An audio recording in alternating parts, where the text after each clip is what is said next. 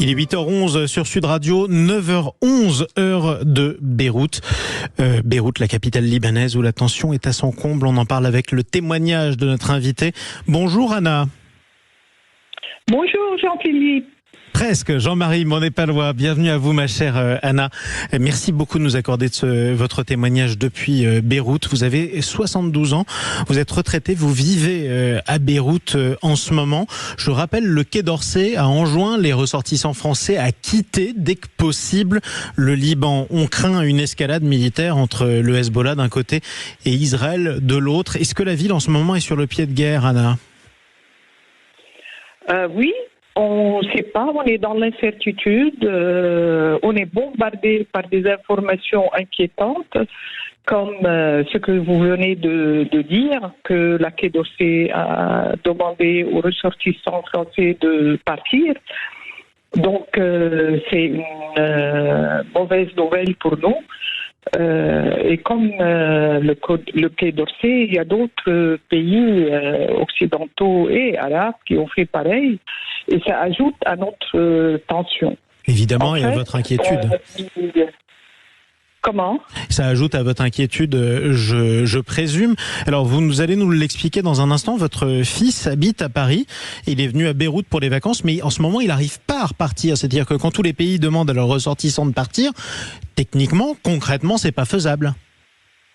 Non, parce que plein de compagnies d'aviation ont annulé leur vol et il ne reste que le MEA qui est la compagnie libanaise et qui n'arrive pas à augmenter ses vols pour satisfaire tous les Libanais qui vivent dehors et maintenant ils sont là pour les vacances et veulent repartir. L'exemple de mon fils qui est à Paris, il est venu pour une semaine pour devoir et voilà.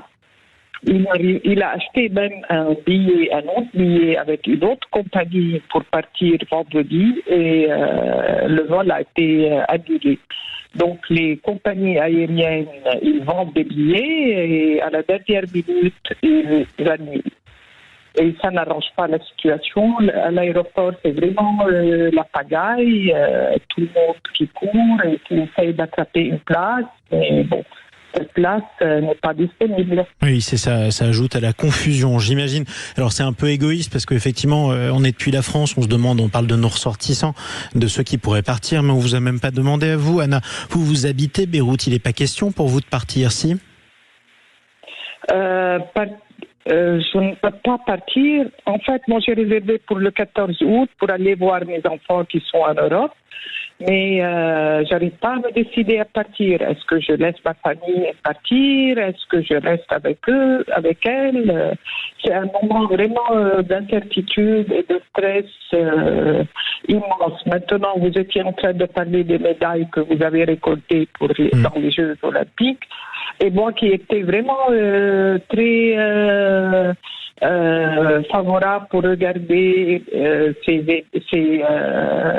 épreuves, la compétition, mais bon, je n'ai pas pu, vu que je suis tellement stressée, j'arrive pas à faire quelque chose de plaisant.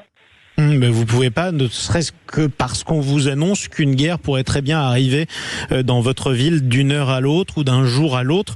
À quoi vous vous attendez si jamais par malheur les hostilités se déclarent? Concrètement, qu'est-ce qui peut se passer à Beyrouth? On ne sait pas, c'est ça. On vit dans l'incertitude. C'est ça ce qui est inquiétant et stressant. On ne sait pas. Est-ce que Beyrouth va être envahi ou pas? On ne sait pas. Est-ce qu'on reste à la maison ou on est obligé de partir à la montagne, réfugié quelque part? On ne sait pas. Donc c'est vraiment...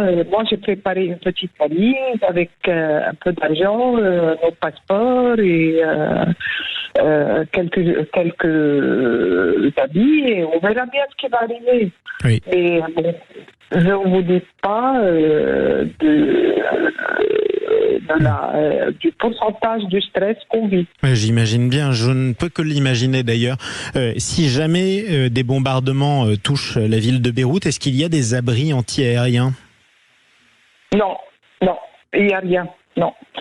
Non. Les gouvernements qui se sont succédés, personne n'a pensé faire des abris et en pensant que la paix va régner, mais bon, la paix est loin d'être présente. Non, elle est malheureusement pas au programme. Malheureusement, la guerre ne solutionne pas de problème et on nous voit obligés de vivre dans une guerre. Effectivement. Situation d'autant plus difficile pour cette ville qu'hier, c'était une date symbolique pour Beyrouth. C'était le 4e anniversaire de l'explosion très meurtrière et spectaculaire qui avait fait près de 220 morts, 6500 blessés et ravagé énormément d'immeubles de la ville. Il y a encore des dégâts sur place ? Oui. Vraiment, l'explosion du port de Beyrouth depuis 4 ans, on vit encore les séquelles.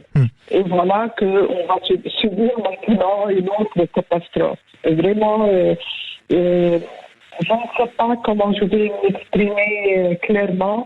On sent qu'on est toujours pris dans un coin et on ne trouve pas de solution à nos problèmes. Oui, pris en étau, en tout cas, bon courage. On prendra de vos nouvelles, Anna, des vôtres et de votre fils aussi qui est resté coincé au Liban. On espère que tout va bien se passer pour vous.